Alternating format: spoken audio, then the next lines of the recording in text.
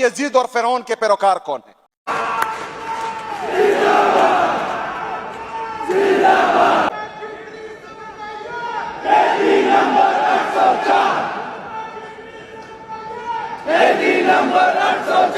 ताकतवर लोगों को मैं ये पैगाम देता हूं, इस मुल्क के चोरों लुटेरों 2 नंबर लोगों को मैं ये पैगाम देता हूं कि आप लोग हार चुके हैं। आप लोग बेईमान भी हैं, आप लोग करप्ट भी हैं, आप लोगों में पाकिस्तान और पाकिस्तानी कौम का एहसास ही नहीं है, लेकिन फिर भी आप हार चुके हैं। आप लोगों ने हर तरीका आजमाया मेरे लीडर को झुकाने का, लेकिन वो झुका नहीं, बिका नहीं, डरा नहीं, इसलिए आप हार चुके हैं।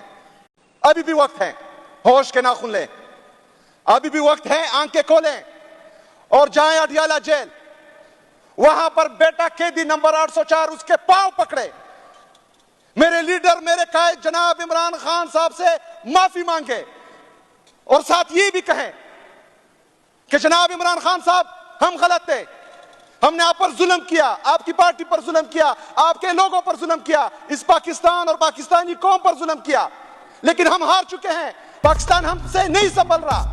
अस्सलाम वालेकुम नाज़रीन कराम, आपको मुकम्मल वीडियो दिखाते हैं। वज़ीर आला सुहेल अफरीदी ने असम्बली पहुंचते ही आज तमाम हदें पार करके रख दी। आप जानते हैं कि तहरीक इंसाफ की सीनियर क़यादत और इमरान खान की बहनें इस वक्त अडियाला के बाहर धरने पे बैठी हुई हैं और इमरान खान से मुलाकात की इजाज़त नहीं दी जा रही।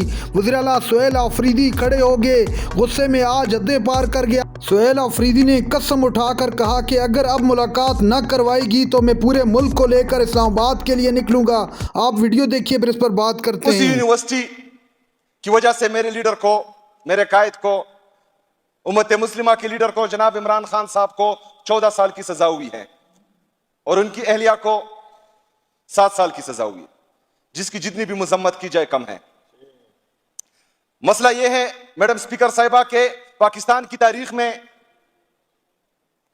जो मेरे लीडर, जो मेरे कायद पर केसेस बने हैं, बल्कि दुनिया की तारीख पर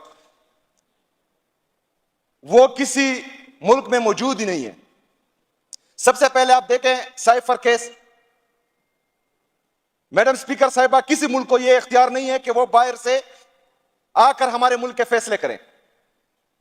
एक गैरतमंद इंसान, एक मुल्क का गैरतमंद शहरी, अगर वो मुल्क का वजीर आजम भी ना हो, कोई आला ओहदे पर भी ना हो, लेकिन उसको किसी दूसरे मुल्क की तरफ से ये बातें की जाए कि फलानी की हुकूमत गिराएं, अगर गिरा दी तो ठीक है, अगर नहीं गिराई तो तुम्हें माफी नहीं मिलेगी।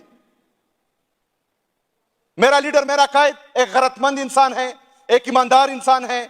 वो पाकिस्तान की खातिर, पाकिस्तान की सलमियत की खातिर, पाकिस्तान की खुद मुख्तारी की खातिर अपने कौम के दरमियान आया और पूरी कौम को यह बताया कि आपके फैसले कहां हो रहे हैं, कहां से डायरेक्शन दी जा रही है ताकतवर लोगों को कि एक मुल्क जिसका वजीर आजम सादिक और अमीन है, सर्टिफाइड सादिक और अमीन, वो इस मुल्क को एक अच्छी सीमत की तरफ लेके जा रहा है।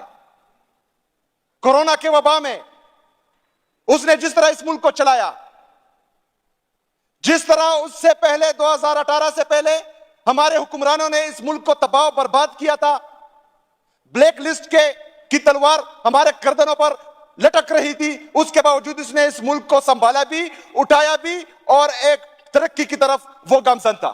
लेकिन मसला यह हुआ कि यहां पर कुछ नौमूलूद ताकतवर लोग जो जमीन पर अपना झूठा खुदा एक मुल्क को तस्वर करते हैं, उनको एक धमकी आती है और उनकी जो है यहां पर काम पे टांगना शुरू हो जाती है और वो रिजीम चेंज ऑपरेशन करते हैं। मेरे लीडर का यह कसूर था कि उसने पूरी कौम को बताया कि आपके ताकतवर लोग बेगैरत हैं और वो किसी और से डिक्टेशन लेते हैं। पाकिस्तान की तारीख में यह केस जो मेरे लीडर, मेरे कायद पर बना, जिसने इस मुल्क की खातिर, इस मुल्क की सलमियत और खुद मुख्तारी की खातिर पूरी कौम को यह समझाया कि खुद मुख्तारी क्या होती है, इज्जत क्या होती है, गैरत क्या होती है, उस पर वो केस बना, तो ये जो है सियाह बाप के तौर पर हमेशा याद रखा जाएगा। दूसरा केस इद्दत का था। मैडम स्पीकर साहिबा, कोई भी मुअज़्ज़ब माशरा मियां बीवी के रिश्ते में नहीं घुसता, लेकिन यहां पर कुछ बेगैरत, बेईमान, थर्ड क्लास लोग आला ओहदा पर फाइज थे और उन्होंने वो केस बनाया। और उसमें भी सजा हुई। यह भी जो है पाकिस्तान की तारीख में सयाह बाप के तौर पर तस्वर किया जाएगा। तीसरा केस, ताकतवर लोगों को मैं ये पैगाम देता हूं, इस मुल्क के चोरों लुटेरों 2 नंबर लोगों को मैं ये पैगाम देता हूं कि आप लोग हार चुके हैं। आप लोग बेईमान भी हैं, आप लोग करप्ट भी हैं, आप लोगों में पाकिस्तान और पाकिस्तानी कौम का एहसास ही नहीं है, लेकिन फिर भी आप हार चुके हैं। आप लोगों ने हर तरीका आजमाया मेरे लीडर को झुकाने का, लेकिन वो झुका नहीं, बिका नहीं, डरा नहीं, इसलिए आप हार चुके हैं। अभी भी वक्त है, होश के नाखून लें, अभी भी वक्त है, आंखें खोलें और जाएं अडियाला जेल। वहां पर बेटा कैदी नंबर 804 उसके पांव पकड़े, मेरे लीडर, मेरे कायद जनाब इमरान खान साहब से माफी मांगे और साथ ये भी कहें कि जनाब इमरान खान साहब, हम गलत थे, हमने आप पर जुल्म किया, आपकी पार्टी पर जुल्म किया, आपके लोगों पर जुल्म किया, इस पाकिस्तान और पाकिस्तानी कौम पर जुल्म किया, लेकिन हम हार चुके हैं, पाकिस्तान हमसे नहीं संभल रहा। हम अल-कादिर यूनिवर्सिटी की, जिसका बेनिफिशियरी ना मेरा लीडर, मेरा कायद जनाब इमरान खान साहब हैं, ना उनकी अहलिया हैं, ना उसके बच्चे उस यूनिवर्सिटी में पढ़ते हैं, बल्कि उसने इस मुल्क और इस कौम की खातिर, मुसलमानों की खातिर और इश्क रसूल सल्लल्लाहु अलैहि वसल्लम में वो यूनिवर्सिटी बनाई थी। आज उसमें भी उसको सजा दी गई, तो ये भी एक सयाह बाप के तौर पर हमेशा याद रखा जाएगा। मैडम स्पीकर साहिबा,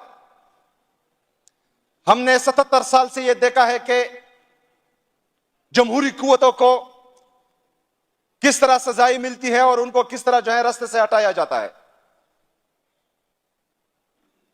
लेकिन यह 2024 है।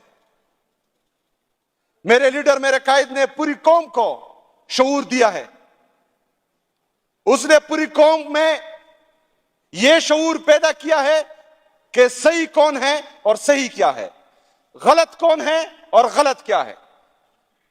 पाकिस्तान का बच्चा बच्चा यह जानता है कि राह हक पर कौन है, राह हुसैन का राही कौन है, राह मूसा का राही कौन है और यजीद और फिरौन के पैरोकार कौन है। आप उनसे पूछेंगे। नाज़रीन इकराम, आपने वीडियो देखी। वज़ीर आला सोहेल आफरीदी ने असम्बली पहुंचते ही आज तमाम हदूद और क़यूद पार करके रख दी। सोहेल आफरीदी ने कहा कि मैं सूबे का चीफ मिनिस्टर हूं और सूबे के अंदर जो कुछ हो रहा है मैं उसका जिम्मेदार हूं। इस वक्त पूरे मुल्क के अंदर जो जुल्म बर्पा किया जा रहा है, माजी में इसकी मिसाल नहीं मिलती। सोहेल आफरीदी ने कहा कि होश के नाखन लें और इमरान खान को रिहा करें।